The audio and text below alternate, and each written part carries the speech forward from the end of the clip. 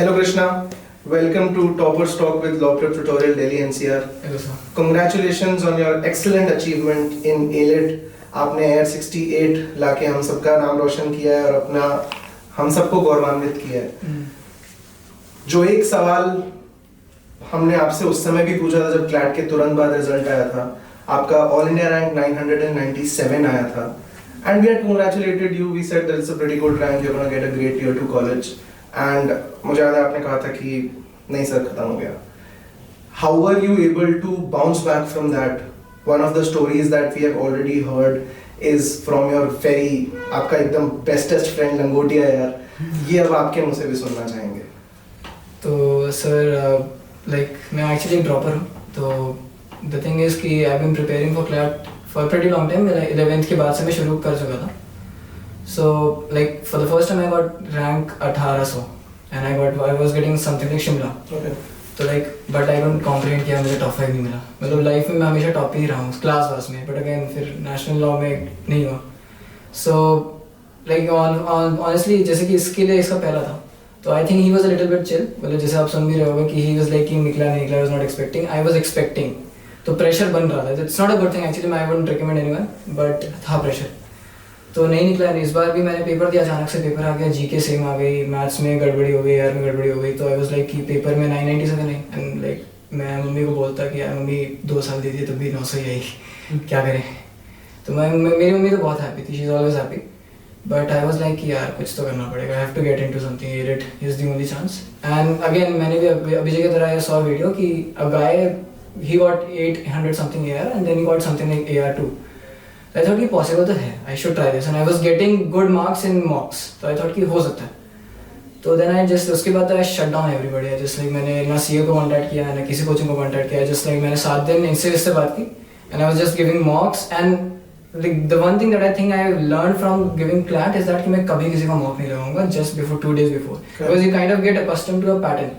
Predetermination आ जाता है और वो predetermination ends up spoiling your rhythm in the paper. Yeah. So like I just gave the previous ALET paper जो 4 साल के थे and जी की थोड़ी सी रिवाइज कर लिया. and that's I was chill. मैं बस चेस खेल रहा था, गुकेश को देख रहा था and that's it.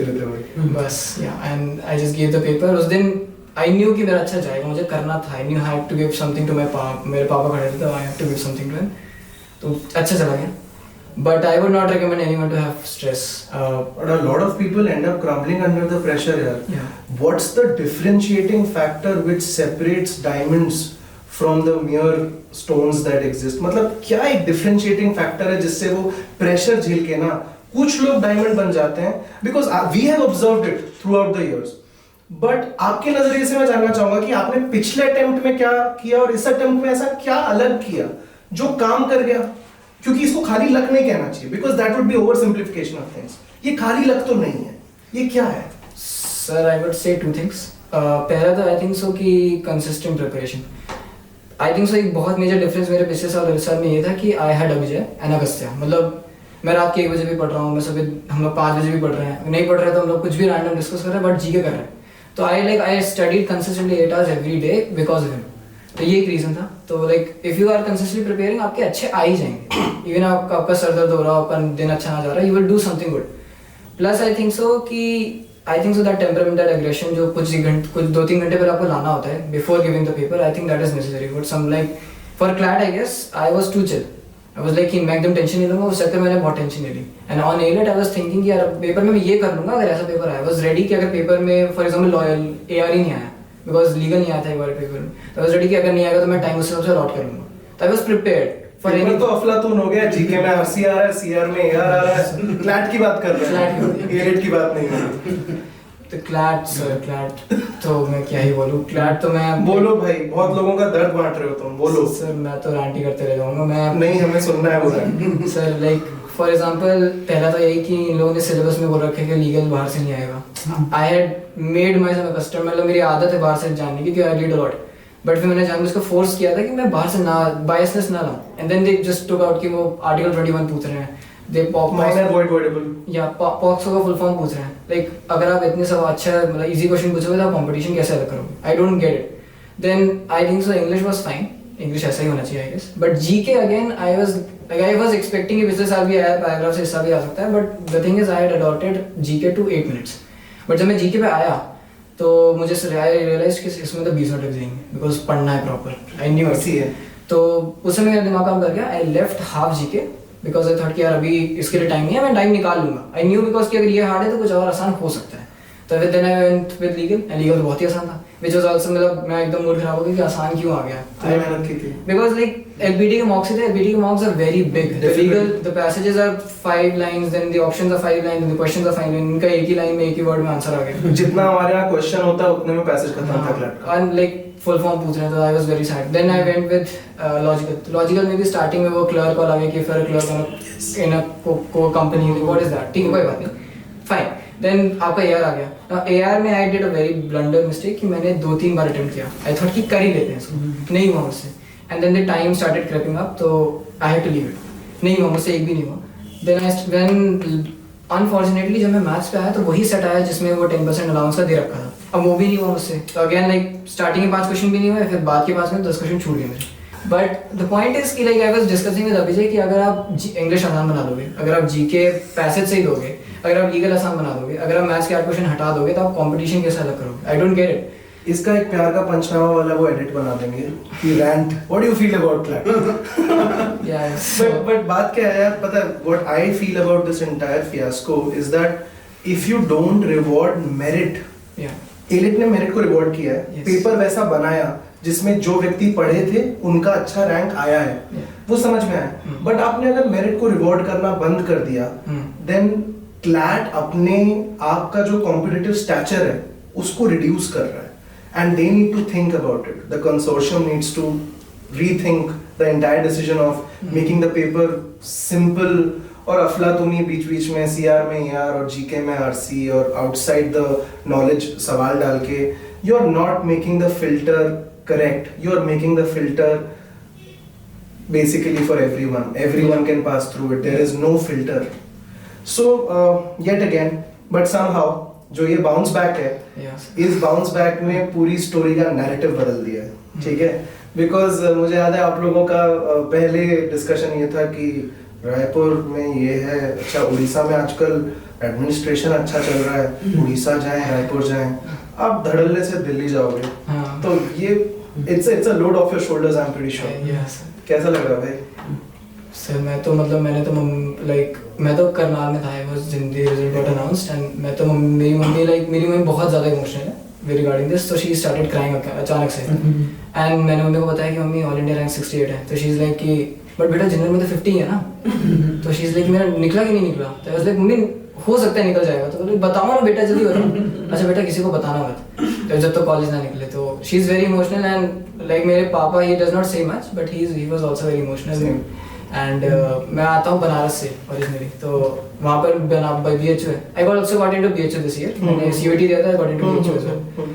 तो मेरे फैमिली अंदर ही अंदर कह रहे थे कि वो भी ले सकते हो, you have that option as well, वो भी अच्छा है। बट आई नो कि नहीं यार मुझे NLU ही जाना, I have to go into NLU, I have to do something, मुझे NLU जाना, आई नो कि NLU is the thing, but अब तो मिल गया। तो हाँ, सो आई गेस यार 5 years down the line, where do you see yourself? Abhi, obviously you're going to know much more about whatever opportunities the college will present when you intern, when you go to seminars, etc. But abhi kya soch ke ja raha hai?